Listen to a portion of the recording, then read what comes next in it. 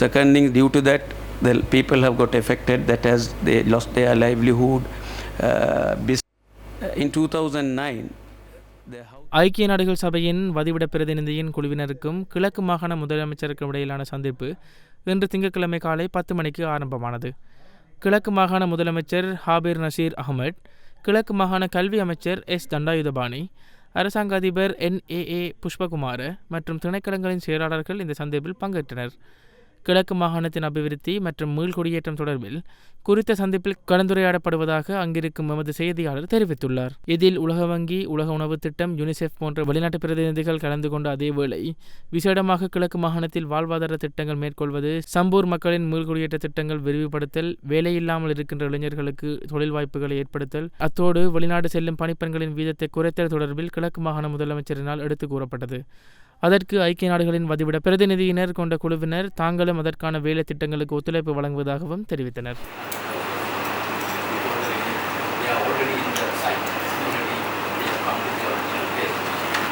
இன்று காலையிலே United Nations resident coordinator அவருடைய தலைமையிலே இன்று எல்லா அதிகாரிகளும், வேர்ல்ட் பேங்க் கண்ட்ரி டைரக்டர், அதே போன்று ILO country director, UNICEF, World Food Program, Food and Agriculture Organization of the United Nations, அதனுடைய பெரிய எல்லா உத்தியோகத்தர்களும் என்று கிழக்கு மாகாணத்துக்கு வந்து நான் கல்வி அமைச்சர், அதே போன்று எங்களுடைய சீஃப் செக்ரட்டரி, GA உட்பட எங்களுடைய அதிகாரிகள் எல்லோரும் கலந்துரையாடினோம். அதில் முக்கியமான விடயங்களாக இந்த நாட்டிலே பீஸ் பில்டிங் அண்ட் ரீகன்சிலேஷன், அதாவது சமாதானம் எவ்வாறு கட்டியமைக்கப்பட வேண்டும் என்பதும், யுத்தத்தால் இடம்பெற்ற ரீசெட்டில்மெண்ட் சம்பந்தமான, அதாவது மீள்குடியேற்றம், அதை எவ்வாறு அமுல்படுத்தி முடிப்பது, அதற்காக அவர்களுடைய உதவிகள் எவ்வாறு இடம்பெற வேண்டும் என்பது சம்பந்தமாகவும், குறிப்பாக சாம்பூர் அதை முக்கியமாக அதை நடாத்தி முடிப்பது சம்பந்தமாக கௌரவ கல்வி அமைச்சர் அவர்களும் ஒரு பெரிய பிரீஃப் சுருக்கம் கொடுத்து இன்று அவர்கள் எல்லோருமே சாம்பூரை பார்க்க சென்றிருக்கின்றார்கள். இவற்றுக்கு மேலாக முக்கியமான விஷயங்களாக கிழக்கு மாகாணத்திலே இருக்கின்ற, அதாவது ஜெண்டர் பேஸ்ட் வயலன்ஸ், அதாவது ஆண் பெண்ணுக்காக இடையிலே ஏற்படுகின்ற வன்முறைகள், உத்தியோக தளங்களிலே ஏற்படுகின்ற வன்முறைகளை பற்றியும், வொகேஷனல் ட்ரைனிங், அதாவது பயிற்சிகள்,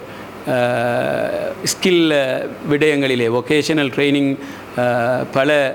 பல கைத்தொழில் விடயங்களிலே பயிற்சி கொடுப்பது சம்பந்தமாகவும், அதற்கு அவர்களுடைய உதவிகள் எவ்வாறு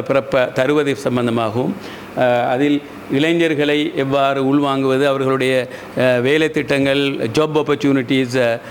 தொழில் வாய்ப்பு எவ்வாறு வழங்குவது என்பது சம்பந்தமாகவும், அவர்களுக்காக ஒரு ஃபோரம், ஒரு மகாநாடு மாதிரி நாங்கள் நடத்துவது சம்பந்தமாகவும், child abuse, school drops out, அதாவது சிறு பிள்ளைகளுடைய சிறுவர்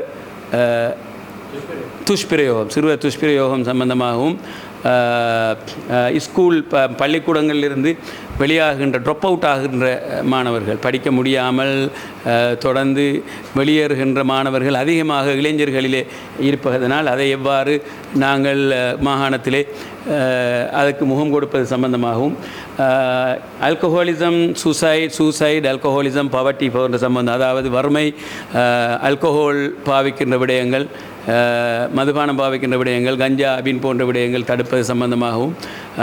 தற்கொலை புரியப்படுகின்ற வீதம் அதிகரித்து காணப்படுவதனால் அதை எவ்வாறு நிறுத்துவது சம்பந்தமாகவும், மைக்ரோ ஃபைனான்ஸ், அதாவது சிறு கைத்தொழில்களுக்கு, கைத்தொழில் சரியாக செய்கின்றவர்களுக்கு ஃபைனான்ஸ் நிதி உதவி வழங்குவது சம்பந்தமாகவும், மாகாணத்திலே லைவ்லிஹுட் ஆப்பர்ச்சுனிட்டிஸ்,